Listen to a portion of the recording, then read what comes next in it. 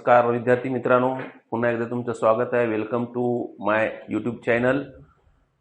आपण पूर्वी मागच्या व्हिडिओमध्ये पाहिलं होतं, सायन्सचा जो चॅप्टर 1 चालू करत आहोत त्याचा पार्ट 1 तुम्ही पाहिला असेल. आता आपण पार्ट 2 कडे सरकत आहोत, म्हणजे पेज नंबर आपण 3 पासून आज चालू करणार आहोत. हा पार्ट 2 चा भाग आहे. तर आतापर्यंत आपण काय काय शिकलो. वनस्पती आणि प्राणी यांना काय असतात? भावना असतात, स्टिम्युला. आता आपण शिकणार आहोत response to stimuli. Every living thing has some characteristics. आपण ते शिकलो होतो मागच्या वेळेस, ग्रोथ अँड डेव्हलपमेंट. आता ह्या वेळेस शिकणार आहोत आपण रिस्पॉन्स टू स्टिम्युला. आता रिस्पॉन्स टू स्टिम्युला म्हणजे आपण स्टिम्युला याचा अर्थ होतो, स्टिम्युला इज कॉल्ड टू रिस्पॉन्स देणे, म्हणजे प्रतिसाद देणे. म्हणजे कुणाला प्रतिसाद देणे? तर जेव्हा समजा आपण आपल्याला कोणी हाक मारली तर आपण त्यांना लगेच प्रतिसाद देतो. समजा आईने हाक मारली तर तुम्ही हो, आलो असा आवाज देता. त्याला म्हणतात स्टिम्युला आणि रिस्पॉन्स. ठीक आहे, तर आपण चालू करूया. What is stimuli? We often see how different animals behave in a various situations. Whether it is a tiny insect or a fly of a mosquito or a large animal, they all sense what is happening around them. म्हणजे याचा अर्थ असा होतो, प्रत्येक जीव हा different animal behave in various situation.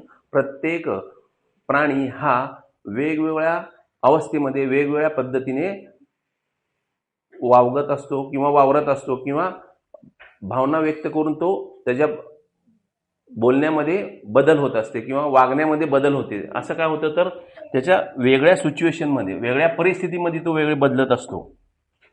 ही नैसर्गिक क्रिया आहे. मग ते काय असो, ते जे छोटे टायनी म्हणलेलं आहे इथं, छोटंच टायनी इन्सेक्ट असो किंवा फ्लाय असो, मॉस्किटो असो. टायनी इन्सेक्ट म्हणजे छोटे छोटे कीडक असो. फ्लाय म्हणजे आता पावसाळ्यामध्ये आपल्या घरामध्ये तुम्ही बघत असाल, माशी येतात, त्या माश्या दिसतात. त्यानंतर मॉस्किटो म्हणजे डास. हे देखील ते वेगळ्या परिस्थितीमध्ये वाढतात. आता डासांचा जर विचार केला आपण, पावसाळ्यात डासांची पैदास खूप मोठ्या प्रमाणात होते. त्यामुळे त्या तर त्याची परिस्थिती, त्याला उत्पन्न करण्याची परिस्थिती निर्माण झाली असती पावसाळ्यात.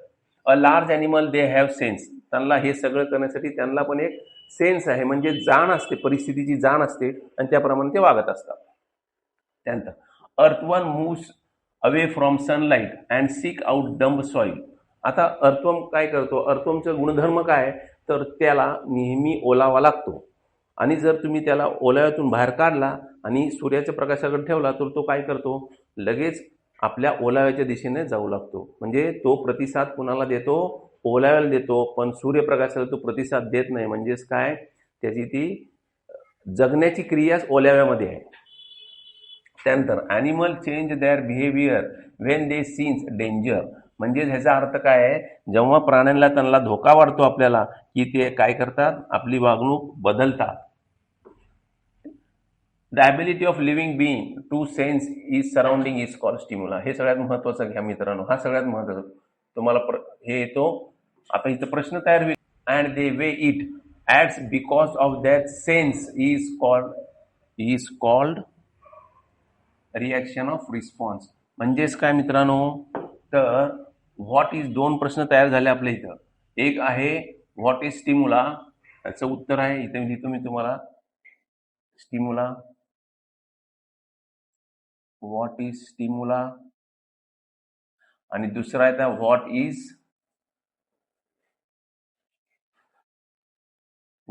Is response.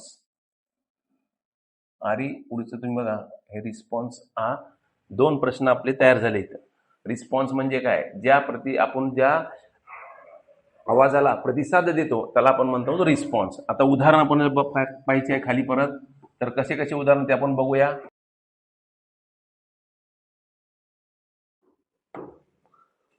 Animal responds to different stimuli instantly.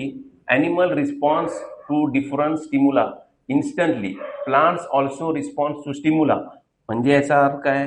वनस्पती पण त्यांच्या स्टिम्युला म्हणजे त्यांच्या प्रतिसाद देतात, उत्तेजनाला प्रतिसाद देत असतात.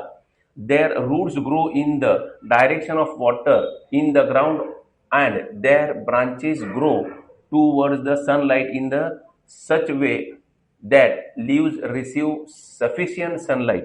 म्हणजे ह्याचा अर्थ काय आहे?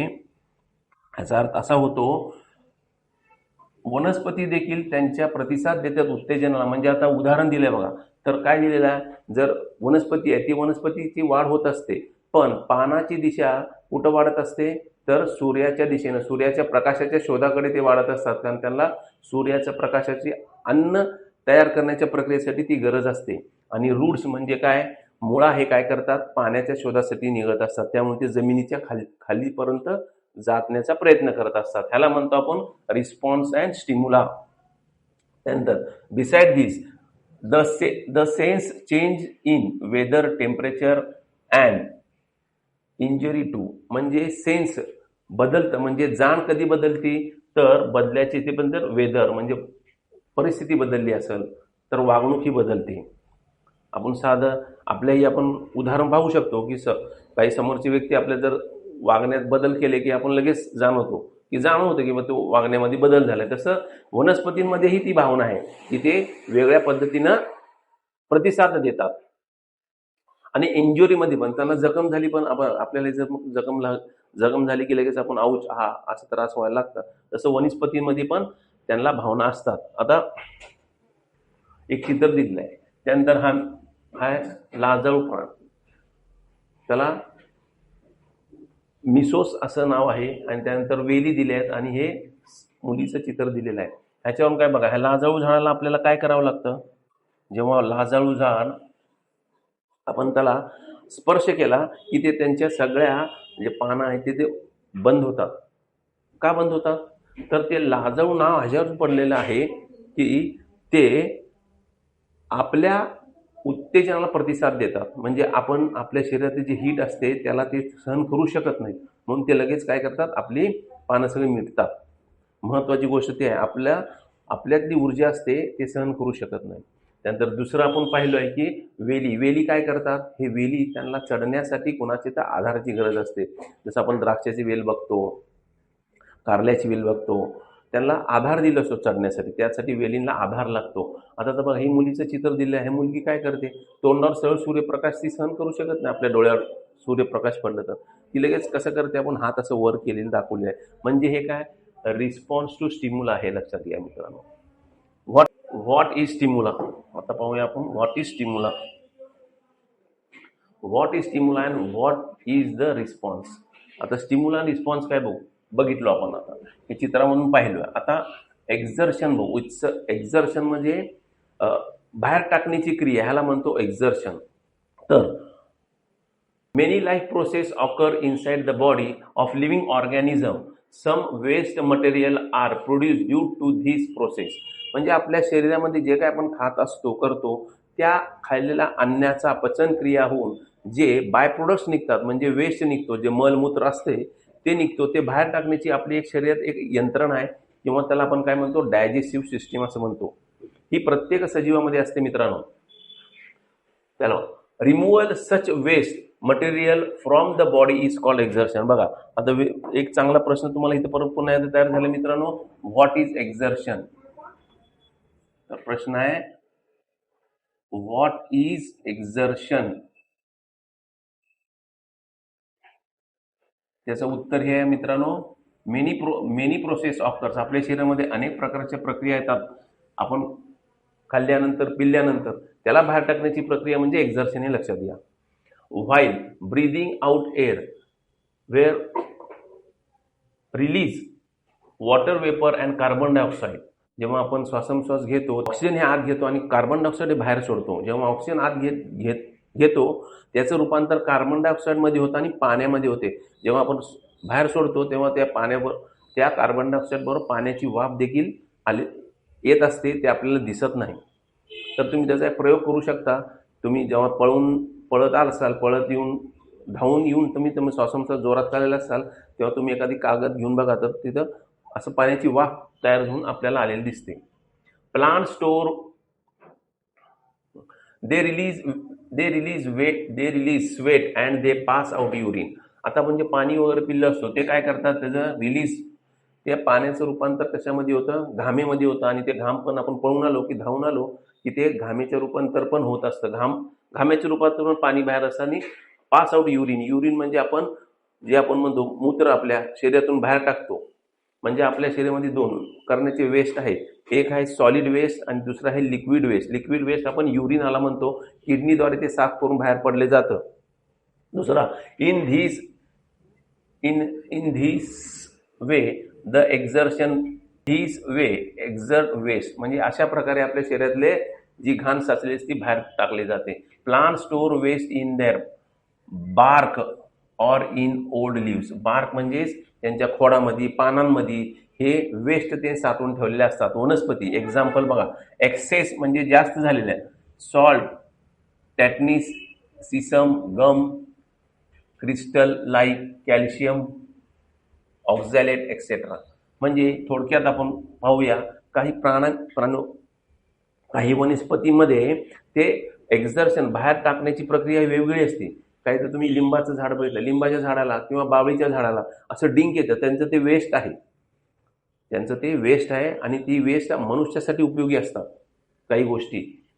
तर इथं सॉल्ट दिले, मीठ आपले सर, असे अनेक प्रकारचे वेस्ट आपल्या शरीरातून आणि वनस्पतीच्या ह्याच्यातून बाहेर टाकले जातात.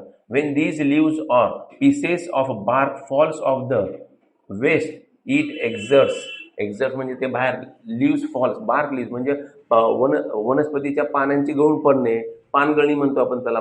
त्या काळामध्ये देखील वनस्पती हे आपलं वेस्ट बाहेर टाकत असतो. पानगळतीची किंवा ऑटोमन सीझनमध्ये बघा सगळ्या झाडांची पानं गळून पडतात.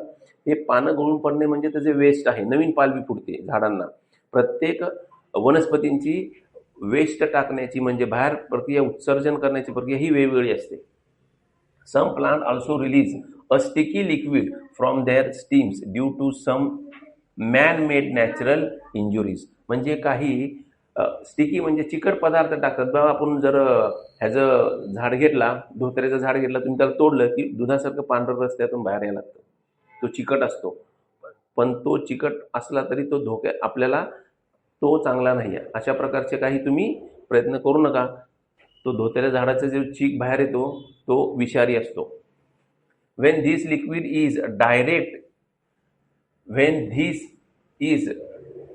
this is directed in forms of germs म्हणलेलं आहे. म्हणजे काय, when this liquid is dried it forms gum. म्हणजे ती लिक्विड जेव्हा सुकून जाते तेव्हा त्याचं रूपांतर ह्या गम मध्ये, डिंकामध्ये रूपांतर होतेलं आहे. This is also a form of exertion. हा ही एक प्रकारचा एक्झर्शनचा फॉर्म आहे, म्हणजे उत्सर्जन प्रक्रिया आहे ती. The roots of plants also release some waste material. म्हणजे झाडांच्या मुळांचे, वनस्पतीच्या मुळेही आपल्या पद्धतीने वेस्ट म्हणजे बाहेर उत्सर्जन करत असतात किंवा टाकत असतात. रिप्रोडक्शन म्हणतात प्रजनन किंवा पुनरुत्पन्न. तर every living organism produce another living organism like itself. म्हणजे प्रत्येक सजीवे आपल्यासारखं दुसरं प्रजातीला प्रजनन म्हणतात, त्याला जन्माला देत असतात. This process is called reproduction. आता इथे एक प्रश्न तयार होतो, व्हॉट इज रिप्रोडक्शन? तुम्हाला परीक्षेला विचारू शकतात, व्हॉट इज रिप्रोडक्शन? तर तुम्ही त्याचं उत्तर देऊ शकता. Every living organism produce another living organism itself. This process is called reproduction. हा त्याचं उत्तर आहे मित्रांनो. ठीक आहे. Some animal lay egg. पण काही प्राणी अंडी देतात. Their babies hatch from the egg. त्या अंड्यातून पिल्ली बाहेर येतात. Some animal directly give birth to some ones. म्हणजे काही प्राणी हे आपल्या पिलांना आपल्या पोटामध्ये वाढून त्यांना जन्म देतात. त्याला आपण इंग्लिशमध्ये मॅमल्स असं म्हणतो. Some organism can even grow into a whole organs from just a small part of their body.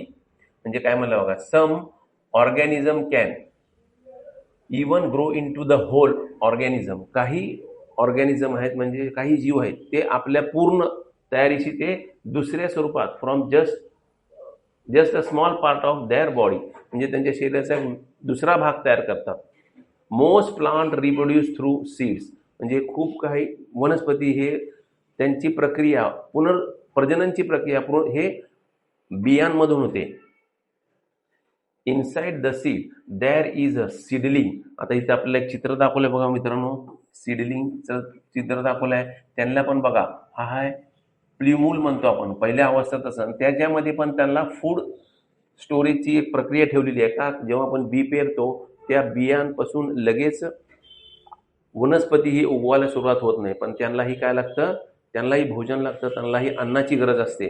तेव्हा निसर्गाने बियामध्ये त्यांच्यावरती फूड स्टोअर केलं असतं. जेव्हा आपण बी पेरतो काही काळानंतर त्याला कोंब फुटते, आपण पुढच्या ह्याच्यामध्ये ते डिटेल्समध्ये पाहणार आहोत.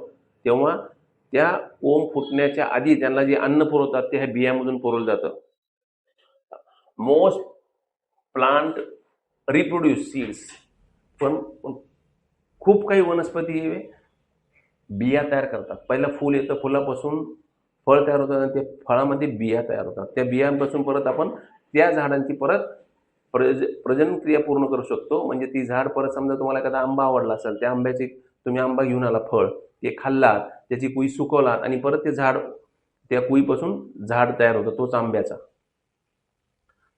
Inside the seed there is a seedling. आता आपण पाहिलं सीडलिंग काय, seeds growing into the small leaves and roots. आता हळूहळू आपल्याला इथं बघितलंय, बघायला मित्र पुढच्या पानावरती आहे, पान नंबर आपण पाहिलं असेल तर 4 नंबर पानावरती आपल्याला दिलेलं आहे की वनस्पतींची प्रत्येक स्टेज दिलेली आहे. कसे ते वनस्पती, आपण बी पेरलो की काय होतं, बियानंतर कसं कोंब फुटतं आणि कोंबानंतर त्याला खाली रूट्स यायला लागतात. हे पाहिलं आपण सगळ्यांनी. When a seed is planted, grow into a new plant, the process is called germination. म्हणजे याचा अर्थ काय आहे मित्रांनो, जेव्हा आपण बी पेरलो, जेव्हा ते सुरुवातीच्या स्टेजमध्ये येतं त्याला आपण जर्मिनेशन म्हणतो. आता इथे प्रश्न तयार झाला मित्रांनो तुम्हाला, what is germination? What is germination हा प्रश्न आहे. त्याचं उत्तर हे आहे, when a seed is planted grow into a new plant. जेव्हा आपण बी पेरतो तो नवीन झाड, त्याला आपण जर्मिनेशन असं बोलतो. The seedling needs food to grow. पण अशा परिस्थितीमध्ये त्याला अन्नाची गरज आहे आणि त्या निसर्गाने त्या बियांमध्ये अन्नाची स्टोर आपण इथं पाहू शकतो. This food is store inside the seed. बघा असं म्हणलेलं आहे, हे महत्वाचं आहे. This food is store inside the seed, आपण या चित्रामध्ये पाहत आहोत. If you look at seed like beans or peas. Beans म्हणजे तुम्हाला ग्रीन पीस वगैरे, बीन्स तुम्ही माहिती असेल तुम्हाला, बीन्स आणि ग्रीन पीस. त्यामध्ये जर तुम्ही पाहिलं, दे हॅव 2 हॅलेव्स. हॅलेव्स म्हणजे 2 प्रकारच्या त्या बियाचे प्रकार आहेत. त्याला आपण मोनोकोंडलस आणि डायकोंडलस असं म्हणतो. बियाच्या 2 तुकडे होतात. These halves contains the food for the growth seed. The seeds of grains like wheat, jowar also contains such store food. म्हणजे अशा प्रकारच्या वनस्पतींमध्ये देखील जवारमध्ये हे प्रक्रिया. आता आपल्या ह्या चित्रामध्ये देखील बघायला जर्मिनेशनचं दाखवलं, म्हणजे प्रक्रिया दाखवलेली आहे बियाची. बिया कसा, म्हणजे बी आपण पेरलं की पहिला त्याला कोंब फुटते, त्यानंतर ते हळूहळू कसं वाढत जातं. Sprouting and germination are the beginning stage of a plant's growth. आता तुम्हाला विचारलं व्हॉट इज द, आता इथे प्रश्न तुम्हाला तयार झाला मित्रांनो. काय प्रश्न झाला,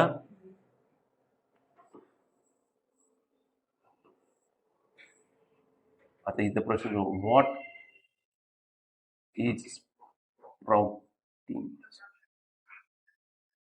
आणि याचं उत्तर हे आहे मित्रांनो, स्प्राउटिंग अँड जर्मिनेशन. त्याला कोंब फुटणे आणि बीजांकुर फुटणे, त्यातून हा पहिलं स्टेज आहे. कशाचा, वनस्पती उगवण्याचा पहिली प्रक्रिया आहे. From seed germination and continuous growth of plant it needs sunlight. आता असं म्हटलेलं आहे की त्याला बघा, त्याला सुरुवातीपासून सूर्यप्रकाशाची गरज आहे. म्हणजे वनस्पतींना सुरुवातीपासून सूर्यप्रकाशाची गरज लागते जर्मिनेशन असो त्याच्या वाढीसाठी. It needs sunlight, moisture and fresh air in the surrounding. म्हणजे ह्याचा अर्थ इथं काय, त्याला काय काय लागतं बघा आपल्याला दिलेलं आहे. कंटिन्यू जर्मिनेशन नंतर ग्रोथ प्लांट, सनलाईट सूर्यप्रकाशाची गरज आहे, मॉइस्ट म्हणजे दमट जी जमीन असते ती हे लागते, नरम किंवा ओलसर जमीन लागते. त्यातच जर आपण बी त्या ह्याच्यामध्ये पेरलो तर वाळूमध्ये कोणा दगडामध्ये येईल का, नाही. तर ते बी हे आपल्याला मातीतच रुजते, कारण ते रिस्पॉन्स टू स्टिम्युला हे लक्षात घ्या. सीड्स रिस्पॉन्स टू स्टिम्युला म्हणजे काय, सीड्स हे रिस्पॉन्स कोणाला देतात, तर मातीमध्ये असेल तरच ते त्याला रिस्पॉन्स देतात. Observe the process used at home to make chickpea, मोठ बीन्स, मटकी. तुम्ही जरा आईने घरामध्ये तुम्ही पाहिलं असेल की आईने कधी मटकी करायची भिजू घातलेली असते, मम्मी रात्री भिजू घातली तर सकाळी किंवा दुसऱ्या दिवशी पर्यंत त्याला कोंब फुटतात, त्याला आपण म्हणतो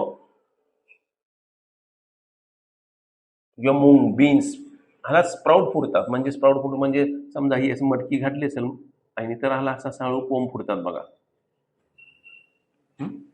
find out the information about how saplings and, sapling म्हणजे रोपी जातात, रोप of plants like rose, jasmine are prepared.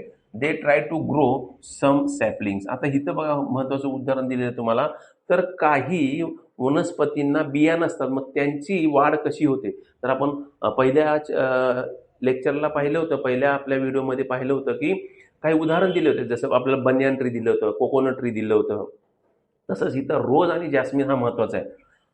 आणि जॅस्मिन हे फुलांची जाती आहे, त्यांना फुलं येतात, फळं येत नाही, मग बिया कसं येणार. मग त्याच्यासाठी त्यांच्या आपल्याला काय लावावं लागतात, रोपटी लावावं लागतात. आणि ते रोपटे कसं आहे, त्यांच्या कांड्यांपासून त्यांची फांदी छोटी असते ते तोडावी लागते आणि तोडून त्याला आडवासा छेद मारावा लागतो आणि त्याला मातीमध्ये असं रुजून टाकतात आणि वरती शेणाचा गोळा वगैरे लावलं तरी त्याला तो खत झाला, अन्न झालं. आणि थोड्या दिवसांना बघा कांडेला असं डोळे असल्यासारखं असं तिथून ते रोपटी फुलायला सुरू होतात. आता आपल्याला इकडे आणखी एक हे दिलेलं आहे, growth and reproduction are the main characters. महत्वाचं. आता तुम्हाला प्रश्न विचारतील की what is the main characteristics of reproduction. तर आपण शिकलेलो what is the main characteristics of reproduction. तर हे महत्वाचं आहे मित्रांनो. ग्रोथ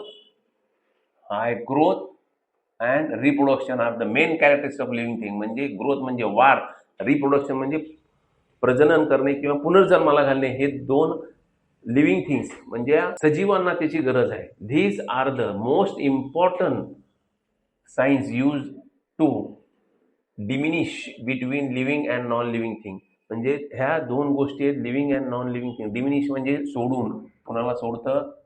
दिलंय डू यू नो हे दिलेलं आहे बघा. डू यू नो मध्ये तुम्हाला काय दिलं आहे, in many places there long stretch of sand along the sea shore, one of the beach in Konkan. आता कोंकण रिजनच्या मध्ये एक तुम्हाला छोटीशी गोष्ट सांगतोय, तिथं दरवर्षी ही कासवाची जात येते, ते ऑलिव्ह रेडियल स्पीसीज म्हणतात. ऑलिव्ह रेडियल स्पीसीज कासवाची जात येते आणि ती कासवाची जात काय करते, समुद्राच्या किनारी येऊन ते अंडे घालून परत निघून जाते. ती परत अंडे शोधण्यासाठी परत येत नाही.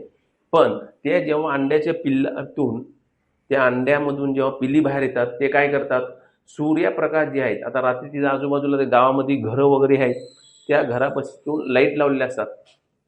त्या पिल्लांची वाटचाल त्या लाईटीच्या दिशेने होते, म्हणजे समुद्राच्या उलट्या दिशेने होते. तुम्ही वाचून घ्या आणि त्याबद्दलचं मला कमेंट्समध्ये करत सांगा. तिसऱ्या व्हिडिओमध्ये आपण पुढचं पाहणार आहोत, रेस्पिरेशन, श्वासक्रिया पाहणार आहोत. त्यानंतर मुवमेंट, हे दोन गोष्टी पाहणार आहोत. आणि मी तुम्हाला ह्याचे PPT पण टाकणार आहे. तुम्ही माझ्या व्हिडिओला लाईक करा, शेअर करा आणि कमेंट्स करा. आणि तुम्हाला कुठले कुठले व्हिडिओ पाहिजे ते मला कमेंट्समध्ये सांगा, त्याप्रमाणे मी व्हिडिओ बनवून. आणि लाईक करा.